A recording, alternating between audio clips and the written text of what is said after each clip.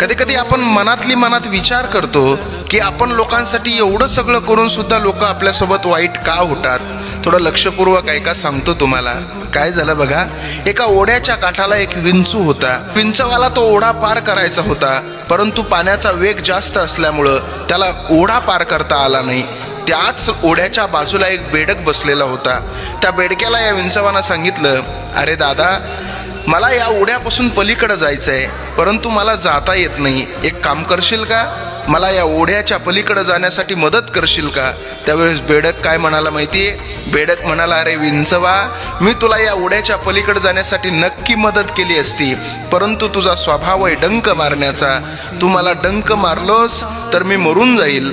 त्यावेळेस विंचू म्हणायला लागला, अरे बेडका, मी कसा तुला डंक मारल. ओढ्याच्या पलीकडे जात असताना मी जर तुला मध्येच डंक मारला तर तू बुडशील, पण तुझ्यासोबत मला सुद्धा मरावं लागेल ना, त्याच्यामुळं मी तुला डंक मारणार नाही.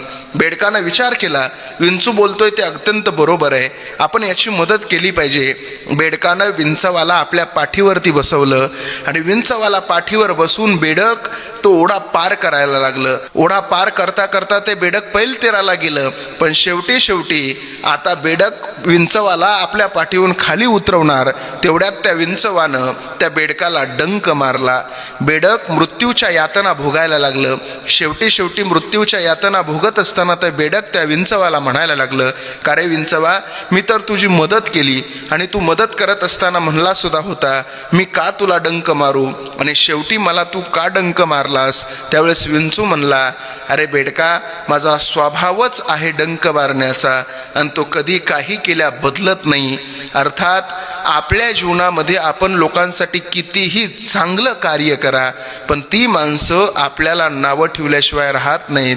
आपण एखाद्याचे 100 कामं चांगले करा आणि एक कामासाठी आपल्याकडून टाळाटाळ होऊ द्या, त्या 100 कामावरती पाणी फिरल्याशिवाय राहत नाही. म्हणून डंक मारणाऱ्या माणसांपासून नेहमी सावध राहा.